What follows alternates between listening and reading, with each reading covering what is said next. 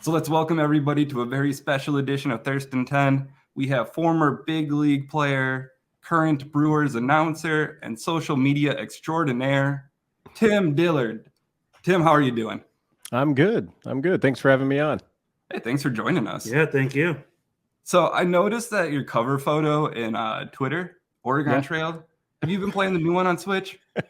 No, I don't know what Twitch is. On Switch, Nintendo on Switch. Well, I know that I think they have one, but I like the old computer game. I haven't had a chance to play it in 20 years, or 30 years, but it left an impression. You know, when you die of dysentery, it sticks with you.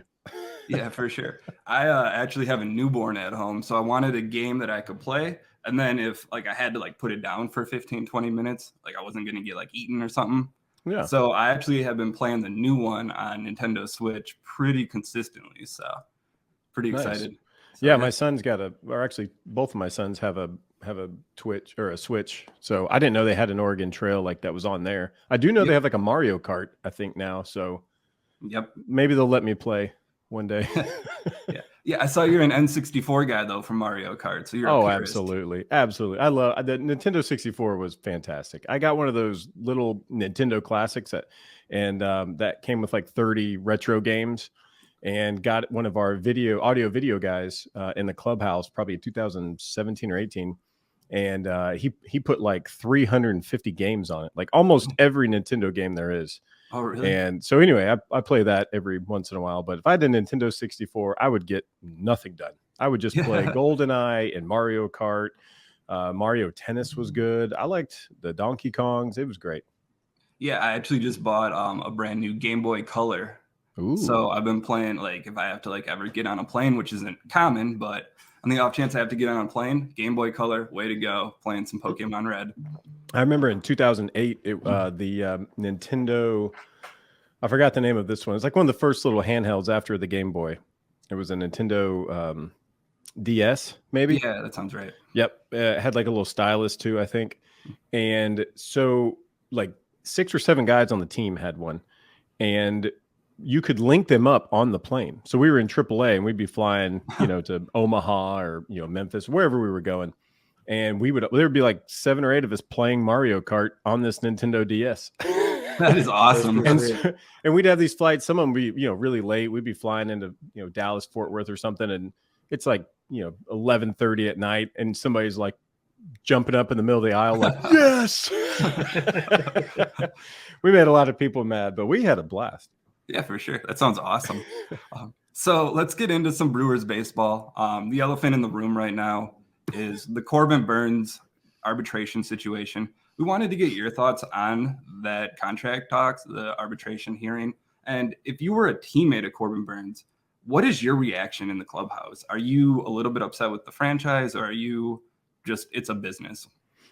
I mean, you got to feel for the guy. I remember a couple of guys that went through it back when I played, and just hearing about the process firsthand is, because they want to save money. So they just bring up every awful thing imaginable or some sort of negative thing, just to win a case or whatever. And, it kind of hurts your feelings a little bit. Yeah.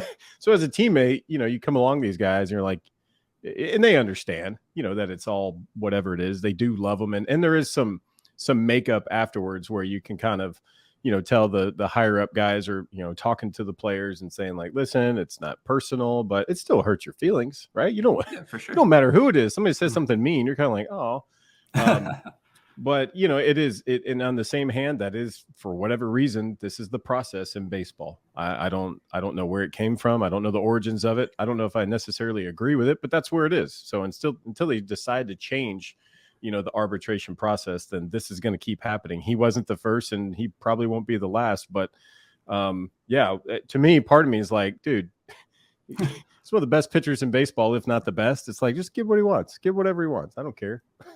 Yeah, and he didn't really do a lot to, slow the flames down or anything like that. He definitely seemed like he was hurt. I think as a Brewer fan, because let's be honest, I'm more of a Brewer fan than anything else, I think that was a little bit disappointing to hear. But do you think Yeah, that kind of fits with his personality. I mean, he's a transparent guy. He's very honest.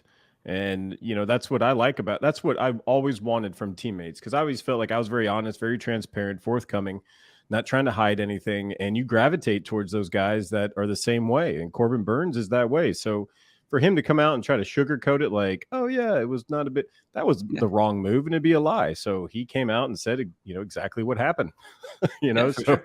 that fits him. I haven't even gone through all the, videos of it and what was said on it, but I can imagine a little bit, but at the same time, it's almost encouraging. He's still the same guy. This hasn't phased him, and we've seen him pitch in spring, and he looks as good as ever. So he's got a Brewers uniform, and we should all be thankful for that. I'm very thankful. I've seen some mediocre pitching for the Brewers. I know, like when they had, Hey, appreciate it, man. Hey, not you. Oh yeah. I'm just kidding. I was pretty mediocre. Hey, if I had a Cy Young vote, you were it. Oh yeah, thanks. So you're not expecting any sort of drop off or anything. So no, from Corbin or no. yeah, no, it's all baseball is baseball. You go out there and you get away from everything. It doesn't matter what's going on in your life. As soon as you show up at the field, it's all business. It's all about your teammates. It's all about getting your work done. That's where you go to escape, honestly. So for him, he probably has one side. He deals with all the business stuff. And then the other side is the fun side where you get to go out there and just dominate hitters left and right. Yeah. And he's really good at that. So you mentioned baseball is baseball, but it does seem like it might be a slightly different game this year. A lot of rule changes going into effect. We wanted to get your thoughts on the rule changes. A big one is pitch clock, no shift. What's the other one? You can only make 2 pickoff moves, I think, in a row. Yeah. I think that's going to have a surprisingly big impact. So what are your thoughts? What are you excited about? What are you disappointed in? I would say overall, you just read them all, and I think you left some of them out, but that's a lot. Maybe. Like that's a lot. It's just, to me, it's almost too many rules too fast. If that was my first inclination, even before spring training started. As soon as they said it's going to be this rule, I was just like, man, it's hard enough when you get to spring training and they say, okay, here's the new rules, and they give you a new rule, and everybody's like, oh, okay. But now think about all the meetings they had to have for this. There's so many meetings, and the umpires, they have to have so many meetings on this. So anyway, it's just a lot to process, and baseball is already hard. So why are you going to try to make it harder for, the pitcher and the hitter and the umpire? Mm-hmm. And God forbid the bat boy, right? if the other day I was watching a Mets game and Pete Alonso is at first base, catches a ball for the third out. He catches it first, has to sprint to the dugout to get his stuff, his elbow guard and all that, to get up to the plate in time because of the clock.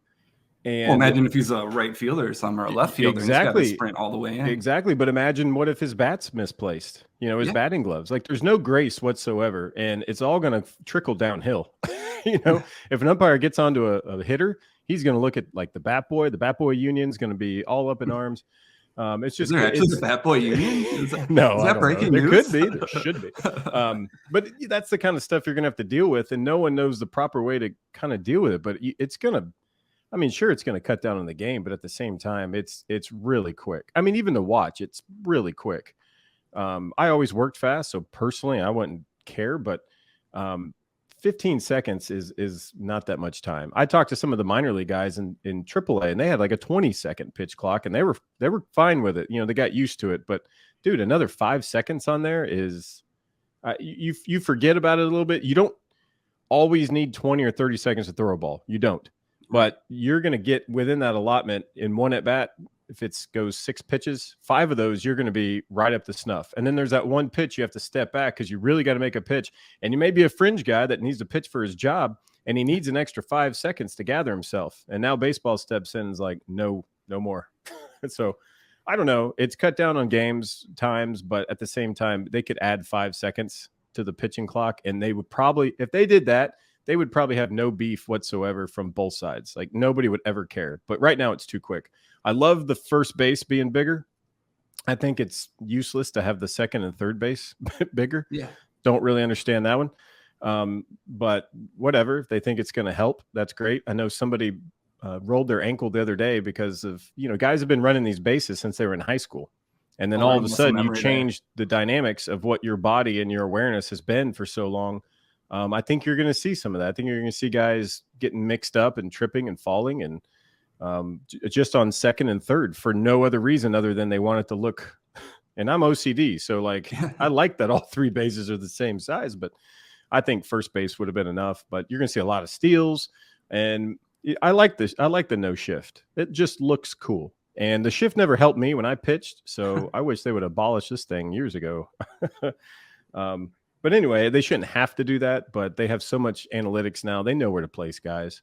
Right. And I think it'll be faster too, that they don't have to take a third baseman, run him out to right field and, all that time to do that. And then come all the way back, all those seconds are going to be taken off the clock. So of the game. So I don't know. I don't think these rules are going to be able to do what they think they're going to do. I think there's going to be, honestly, I think they may even do away with the pitch clock in the first month. That's just my hunch. I think people like Scherzer is going to manipulate it and everyone else is going to jump on board. If every pitcher manipulated the clock like Scherzer, baseball on TV and watching it in real life would look terrible.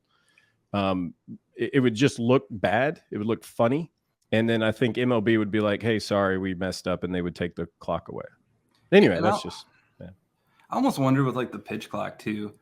Like, innings, 1 through 6, 1 through 7, I think it makes a lot of sense to speed up the game. But if you're in the 9th inning, bases loaded, full count, do we really want to see Devin Williams forget the rule for 1 split second and that's accidentally walk in a run to lose the game? Like, I think if that happens, I think you're right. They're going to – that may be the first thing they concede, honestly. Is like after the 7th inning or 9th inning, the clock doesn't matter. I don't know. But one thing that's really that they should, I don't know, take into consideration is just being willing to change it, because MLB is pretty stuck up in a lot of ways. And they're just like, no, this is the rule. This is it. But years ago, they did a rule where an outfielder or whoever, not when they caught the ball, they had to put it in their hand and have possession of it and show it to the umpire. Otherwise, they wouldn't call an out. And they thought this was a good rule. And in theory, it was a good rule. And they talked about it in spring training. And it was just all, this is a great rule. And then like 2 weeks in, I think it was the A's playing somebody. And a guy runs into the wall in right field, catches it, hits the wall, falls down, has the ball in his glove, gets up, goes to get it out of his glove as he's kind of taking a few steps to throw it in because there were guys on base. And the ball just kind of slips out of his hand when he's trying to get it out. So they got an umpire that's saying, no, he didn't catch it. And then there's 2 runners on base and they don't know what to do because they're like, that's a catch. So they kind of just ran around. It was crazy. Like, it was just pandalarium. And anyway, when the dust settled, they finally realized that rule didn't do what they thought it was going to do, and they took it out. And most people don't even remember that. But whatever year it was awful rule. So some of this stuff, I hope they're willing to make adjustments on. Yeah, for sure. The other rule I really wanted to get your perspective on, so you can pick off twice in a row, and then if you pick off a third time in a row, I think you have to get them. Is that the rule? Is that it's a balk? So you're going to see balks go through the roof. You're going to see stolen bases go through the roof. You're going to see catchers back picking. Caratini's already back picked. I don't know, like 7 or 8 times in his 24 innings that he's caught this year in spring. You're just going to see a ton of that. And I started writing down a list of all the things to do to kind of manipulate all of that. I did. I would tell my catchers when they throw down to second base to one hop whoever's catching the ball down at second base, like before an inning starts, just throw it in the dirt, scuff it up. Yeah. Give me a scuff ball every time, and I'll get ready, and then I'll be like, "It's got a scuff on it. Throw it out." Do that every time. Every pitcher does that. The clock will go away.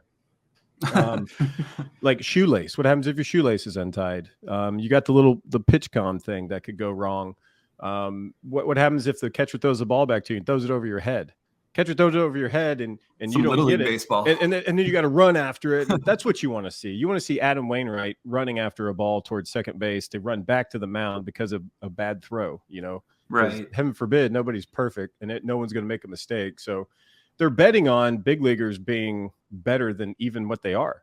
I mean, big leaguers are the ones that make the least amount of mistakes, and now they're stepping that up a notch. So the whole step off thing, pitchers should be allowed to step off. There's been times when you're out there on the mound and you just don't feel right, or you come set and like maybe anything from like your arm or your knee, like something just doesn't feel right. You're like, ooh, I came set funny, like these dudes are human. They're not robots. So they got to step off to kind of go, I don't know where I came set right there, but that was funny. Oh yeah. Well, you got 2 of those disengagements. It's like, all right.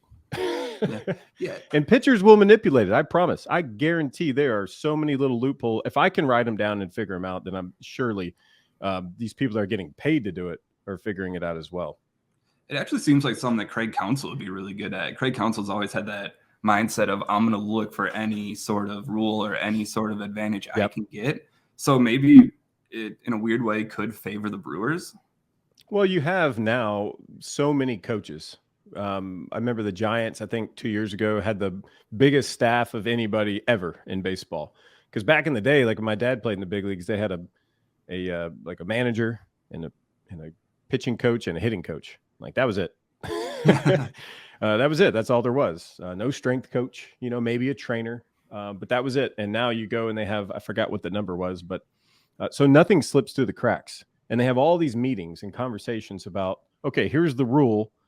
Let's play this scenario. What's it going to look like? So I just feel like people are, it's going to look different for a while because of the disengagements. It's going to look different because of the clock. And what Scherzer did the other day is he waited a long time and somebody stepped out on him. Well, if you step out as a hitter, you only get one of those. So you got to get right back in the box. So what'd Scherzer do? And he just acted like he got the sign again and came set and just held it. And as soon as the batter put his foot in there, he's throwing the pitch. So you're going to see some just weird manipulation of it, and it's going to look funny. But it's totally legal under the rules that they gave. Yeah, I mean, it's a lot of changes. We'll have to see. I do want to bring the conversation back to the Brewers a little bit. The Brewers, No, you're good. No, yeah, you're good. That was awesome. But the Brewers seem to have a ton of starting pitching, and it seems like that's the strength of the team. We mentioned Corbin Burnes, Brandon Woodruff, Freddie Peralta, Eric Lauer. Now, I'm not sure if they're going to go with a 5-man rotation, if they're going to go with the 6-man rotation. If it's a 5-man, I think Wade Miley might have the inside track. But they have so much depth after that in the starting rotation that I think you're going to see a lot of starters having to work out of the bullpen. And you're a guy who started a lot in the minor leagues, and then you were a reliever in the big leagues. What do you have to do to get ready that's different from a reliever to a starter? And what impact could that have if it's, hey, you're starting this game and then you're going to be working out of the bullpen for a couple weeks? Like, how does that change your mindset? Well, if I was better at it, I probably would have been in the big leagues longer. It's a tough gig. In 2008, I pitched out of the bullpen the whole year in AAA and the big leagues. Came back to spring training 2009, and they were like, hey, we need starters. Go be the best starter in the minor leagues, and we'll call you up. So I was like, okay. So I went to AAA, became the best starter there. They called me up, and they put me in the bullpen. So I was like, so here I am. I hadn't pitched out of the bullpen in, however many months.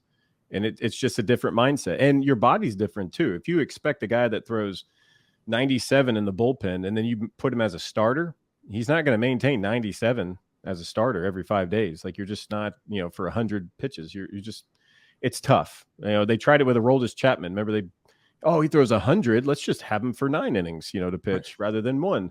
Yeah, people say that with Hader too. Yeah, with Hader, like it's just not feasible. Like it's not, if you have somebody doing this, that you at least prepare them. And here's what the Brewers are doing different now than they did 10, 15 years ago, is they're telling these guys this. Like they are saying, okay, you could be a guy that could be a starter or a reliever. You could be the long guy. And back in, my time when I was playing, it was like this is your role. And then they'd come and be like, okay, you have a new role now. It's this. It's like, oh, okay, thanks. And by the way, you're pitching today. You get a call at night, be like, hey, what are you doing? It's like, well, it's midnight. I'm about to sleep. And they're like, okay, can you start tomorrow? Well, I threw 2 innings today. And they're like, okay, we need you to start tomorrow. It's like, okay. So you kind of have to roll with the punches. But there's a certain level of, by letting these guys know that's a possibility, it helps prepare them.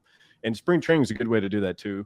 You get, live BPs. You can start games, sim games on the backfields or minor league games, and then throw out the bullpen in the big league game. So they're preparing guys way better than they used to. Yeah, for sure. So like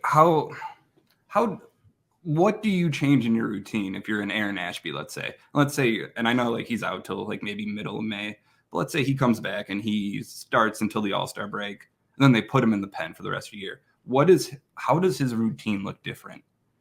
Yeah, I mean, it is different. It's hard too. Every guy's, gonna follow that unique, whatever that makes them unique, but it's a preparation thing. So if you're going to start, but you've been relieving all year, do you prepare like every other game, and then all of a sudden, instead of coming in the 6th or 7th, you're coming in the 1st?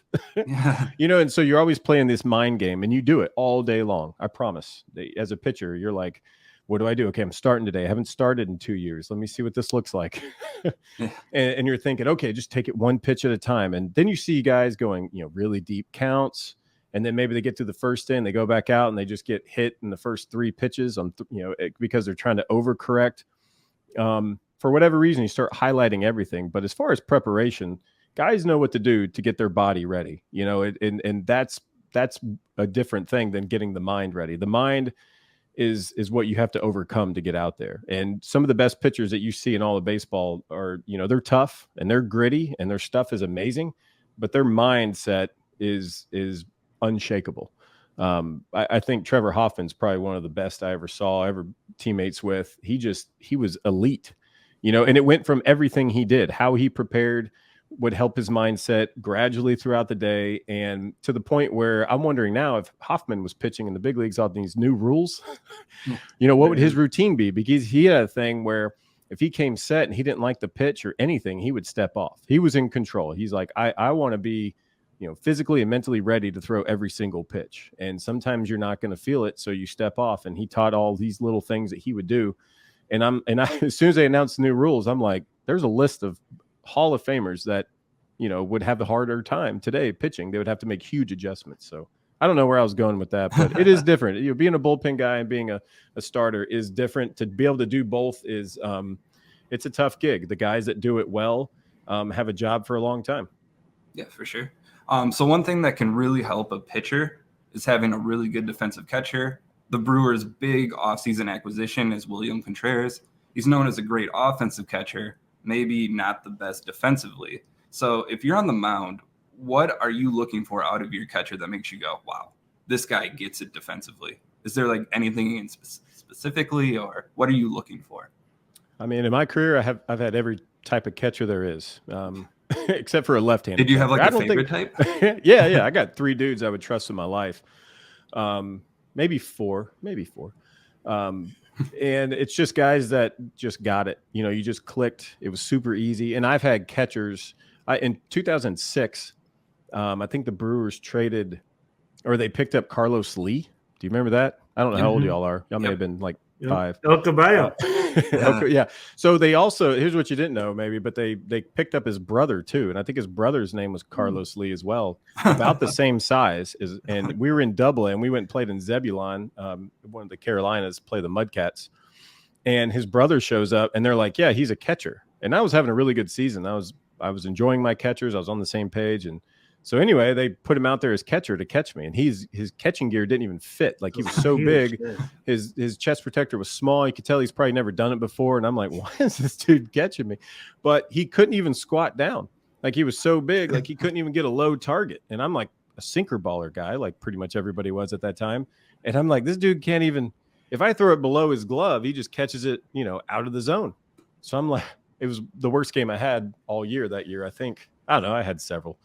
But that one was bad. And I remember thinking, maybe he shouldn't be a catcher. And he didn't last very long. I'm not sure what happened, but really all you need out of a catcher is be able to just try to catch it and stick it somewhere in the zone.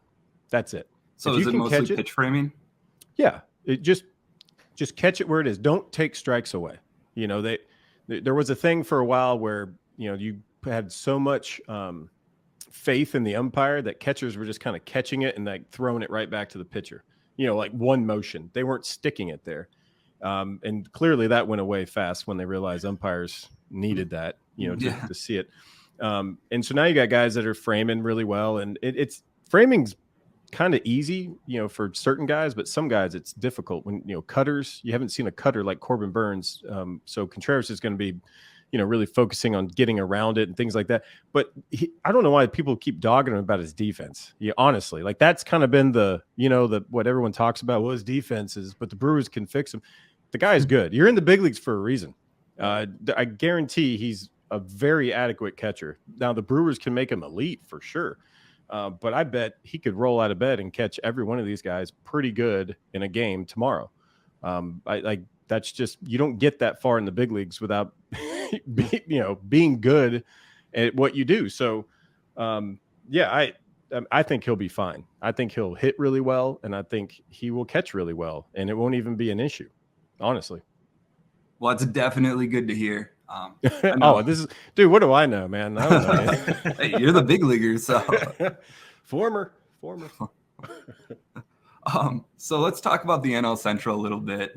It seems like for the past few years, it's been a 2-team division. I don't think that's going to be the case this year. I think the Cubs are a little bit better. The Pirates, some of their young talent is really starting to hit their stride. The Reds might still be a couple years away, in all honesty. But is it a 2-team division anymore, and how much tougher is it? I think it's going to be weird just because everybody's playing everybody, which I do agree with. I love that rule. I love the fact that every team's going to play everybody. You don't play the Reds 47 times a year or whatever. So that'll help just, level the playing field all the way around. But I think the Reds are going to be good. I mean, they didn't have India and was it Stevenson, the catcher? They didn't have those guys, and those are two best players. They traded away almost every one of their guys, but they still have some good starting pitching that throw like 100 miles an hour.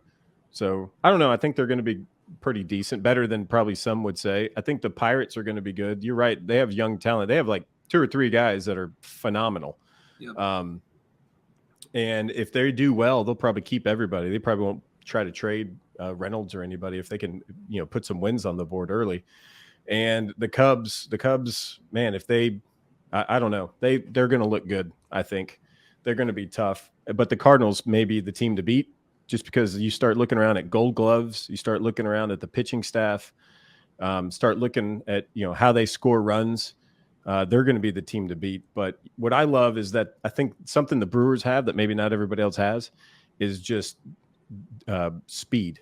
I think a lot of these guys are going to benefit from these bases. I think they're going to benefit from Quentin Berry, the first base coach, and what he can give. I've been in the dugout when this guy's been coaching third base in AAA, and he can read pitchers. And with these kind of rules, he's going to be a kid in a candy store. And so I think the Brewers are going to steal a ton of bases, and I think they're going to put pressure on all these pitchers, especially in the Central, because maybe not everyone's been used to playing a bunch of teams that love to steal all the time. The Royals steal tons of bases, but they're, how often do you play the Royals?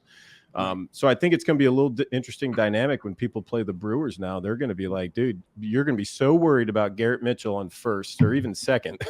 Right. And now that he has an advantage. Too. Yeah, with the South. Yeah, those guys, Weimer too. I think Yelich could steal 30 bags. I got Yelich almost being a 30-30 guy.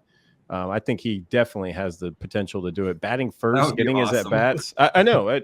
I think the buzz that I've seen from around spring training, I haven't been there, but just, reading the articles and hearing some of these guys' interviews, like the speed is going to be there. And I think it's going to bother a lot of pitchers. Yeah, and I think that's probably the rule that isn't getting talked about a lot that you brought up. Everybody's going to play everybody. I believe the Angels are coming to American Family Field now in April. It's like, I got to go get a ticket and see Ohtani. I got to see Trout. When was the last time? Like, I don't think they've ever been to Milwaukee before. So I think that's a really good rule change. So super excited about that. Isn't that sad, though, that Mike Trout's been, what's he been around, 10 years now? And he's never played at American Family Field. Are you kidding? Like, who puts these schedules together?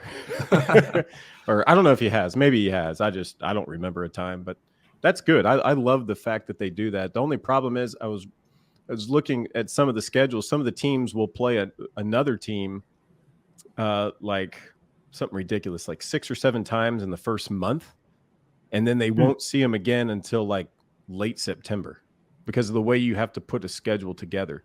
Because they used to put the schedule together. I think it was this older couple. There's a whole article online somewhere, and they have to like map out each team has to have the same amount of off days, right? And they can't be, you can't mess around with a team on the West Coast and they have a day game, on the East Coast the next day. Like you can't pull that off. Right. So to manipulate it, it's actually a really tough thing to do. I don't know if they started using computers this year or not, but that was the reason that it took so long for this year's schedule to come out. It was about 2 months late when they usually announce it. It's because it's not easy putting one of those together. So, but I'm glad they did. I'm glad they took their time to put together a good schedule. Are you concerned at all about any competitive advantages? Like you said, you might play somebody in April and then not play them for September. But if they have a guy on the 10-day DL or IL now, you might not be playing them at their best. So is that a concern at all for you, or am I overthinking it? Yeah, you're overthinking. I don't know. I don't really concern myself with too much. I mean, I'm not playing anymore. I'm not really emotionally invested like I used to be, but I still got a lot of friends out there. And you're going to play teams where their best players hurt that day. The guy that's, red hot, just not getting it done at the moment. That's just baseball. I think it'll change. If you play a team early in the season, I think you're going to play almost a completely different team at the end of the season, especially if they're good and they start, making trades and having all that kind of stuff. I think it's good for baseball that it's evenly put together that way. And also they don't have to play the same team over and over and over again. I mean, that was the worst part. Yeah, for sure. When you're in a league and you're just like, golly, I can't get away from these guys. And in the minor leagues too, in Double A, I remember the first time I was in Double A, first time of like 4 other times I was in Double A, but you would play 5 games at each place. So you would go to a place and you play 5 games. So, every starter had their day, right? I think I was 3rd or 4th, but I remember Carlos Villanueva, who's now with the Brewers in some sort of special assistant role. He was the starter for the first game. So he had to go and pitch the very first game.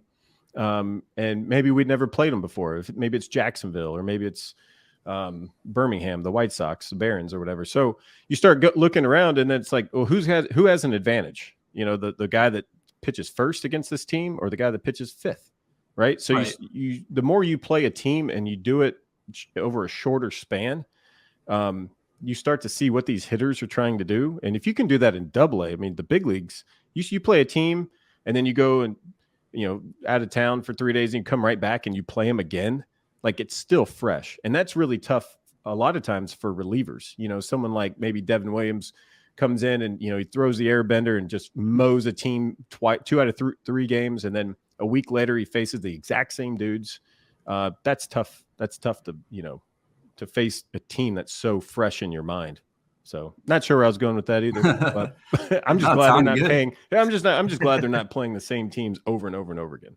So even because that'll probably add on some extra travel, you don't think that'll have any effect? You'd just rather be new places?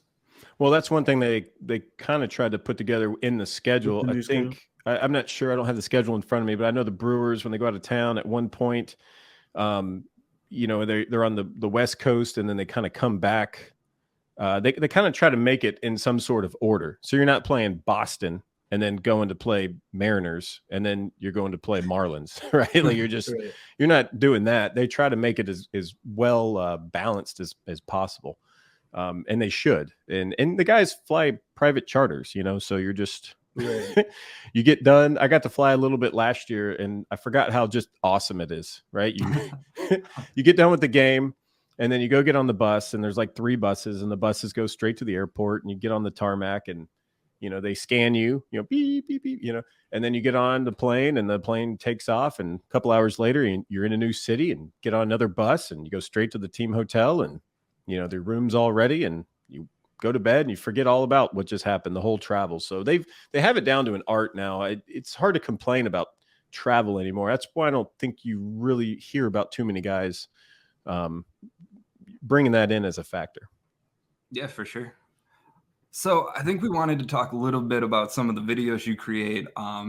We wanted to get a little bit of what is your creative process? What are you looking for? We also make videos. We don't get anywhere near the views you do. So just wanted to pick your brain a little bit. Yeah, I don't really make as many anymore. I used to be in a clubhouse full of, my actors. I had actors everywhere. Now it's my kids, and my kids are like, Dad, I don't want to be in your stupid videos anymore. So they've reached that age. They are cool now. And so I don't know. It's basically just having fun. And I think people out in the business sector, they go on retreats, right? You hear about people ziplining in Argentina or something, or going to a campground or something, or a camp retreat and do like trust falls and stuff. It's all about building camaraderie. So that's kind of where it started from. Just make videos. So we'd be sitting around the clubhouse, a movie comes on, Waterboy, and they're like, dude, I love this movie. And I'll be like, oh, what's your favorite part? And they're like, oh, the part where blah, blah, blah, blah, blah. And I'm like, sweet, let's make a video of it. So then I make it on my phone. I get it edited right. I got a speaker so everybody can hear it. I got guys' lines written down if it's a big thing. And I'm like, all right, you stand here, you do this. Let me look. All right, ready? You got it? Okay. In 3, 2, 1. And then we shoot this video, and we won't nail it the first time sometimes, but we would do all these takes and we'd laugh, and other guys would get involved and be like, okay, if you're going to do that, wear your hair like this, here, you should do this, here, have this prop. And next thing you know, there's about 10 guys involved in a video with only 2 people, and you have an audience watching and everybody's laughing. And you post the video, and some people like the video, but maybe they don't. Maybe it's not even that, garner that much attention. But we talk about it for days because it was so much fun to make the videos. And regardless if people really liked them or not, we had a great time. And even now, so yesterday I had a buddy of mine that checked out the former teammate, checked out the Brewers' new complex. He hadn't been there since, they revamped Maryville, American Family Fields of Phoenix. Sounds right. Yeah. And he was like, can you believe this place? It's unbelievable. He goes, people have no idea what grind is. Because last time he was there, it was the old clubhouse and all that kind of stuff. So he was talking about, the videos that we would make, and he was talking to some of the clubbies there, and they were all laughing. He's like, just want to let you know your name came up. We talked about some videos and just had a great time. And I'm like, sweet. So at least a couple times a week, I got former teammates of mine going, you remember that video? Do you have this video? Can we show that?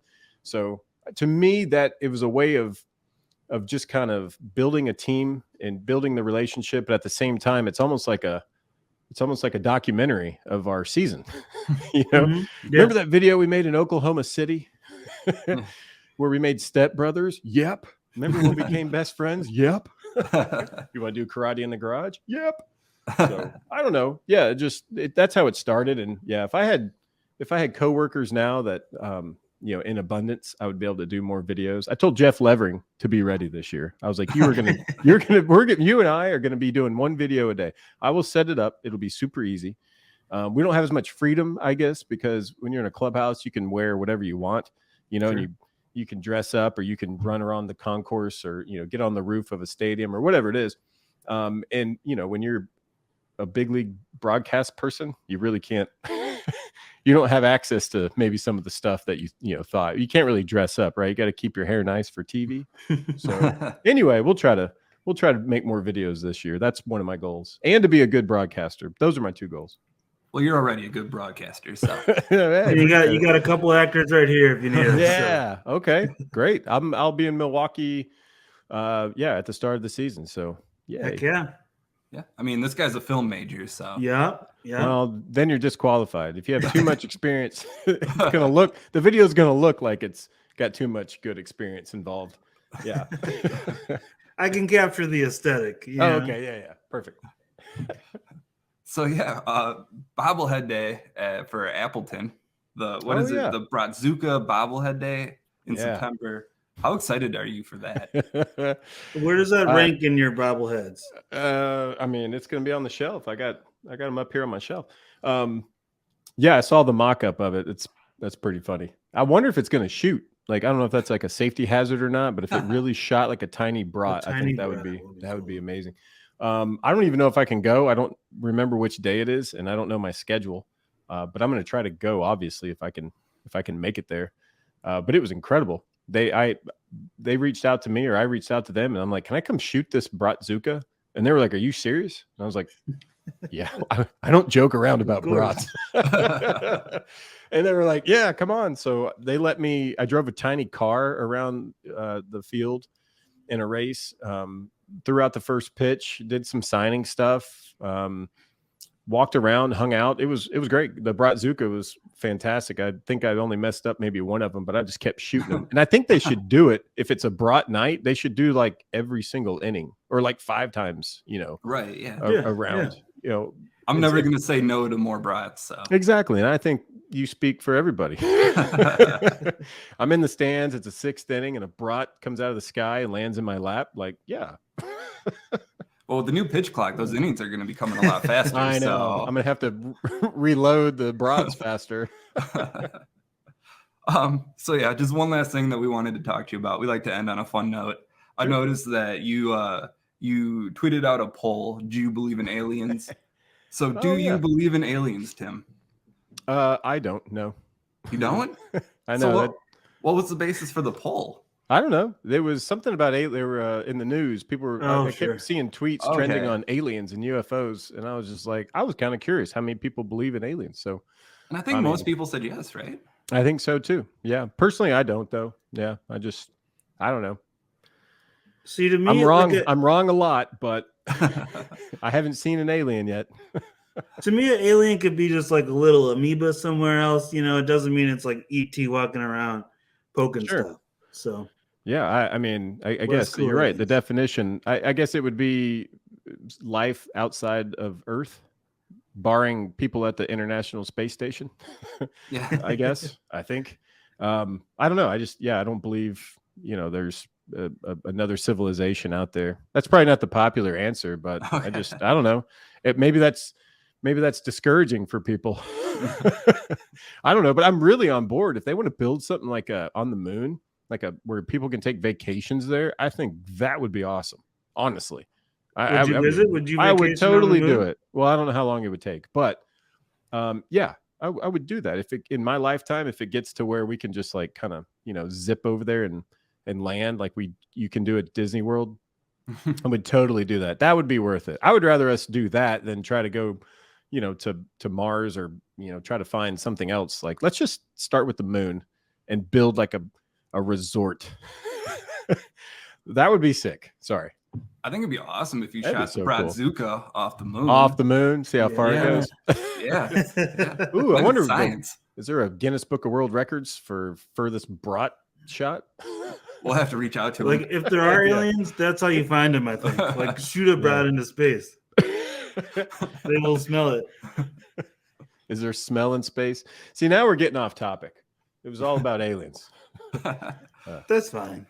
Well, we usually get off topic, so this is par for the course for us. So. Yeah.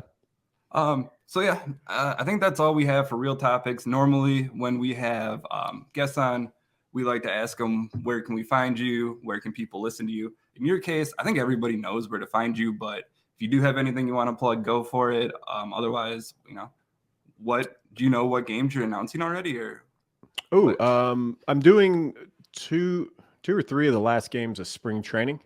And then I'll be doing pre and post to start out the season. I'll be in a studio in Brookfield, Wisconsin. The Brewers take on the Cubs for opening day. Nice. And I don't know. Catch us on. I mean, a lot of people don't know. They think we're only on Bally Sports, which we are, but it plays on MLB TV. So I think there's 11 teams in the MLB that have their pre and post game show that shows up on MLB TV. So if you have MLB TV and the game starts at 6, you got to start watching us at 5:30 because that matters.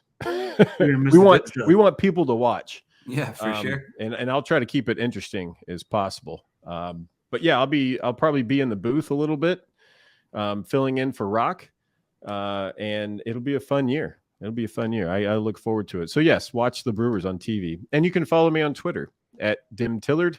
I'm on Instagram. I think I'm still on Facebook. Yeah, that's about all I got. Awesome. Well, thanks for doing this. I think that's all we got for you. This was a lot of fun. Hopefully we didn't keep you too long. No, that's good. I just got a text from my wife asking if I'm picking up my girl. She, the physical therapy. She's doing better though. She broke her leg at a gymnastics competition in Knoxville. I think it's been a little over a month now. And she's stopped with the crutches, stopped with the brace thing, and she's ready to start doing flips again. So anyway, that's my task of today of being a dad. That's my off season. Just be dad. There you go. So, well, thank you for doing this. Hope your daughter's feeling better. Yeah, appreciate hopefully it. we can do it again sometime. Thanks, guys. Thank you. Thank you.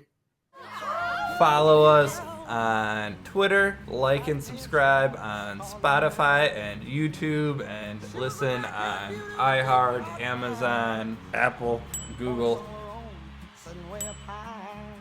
Keep it real. Peace.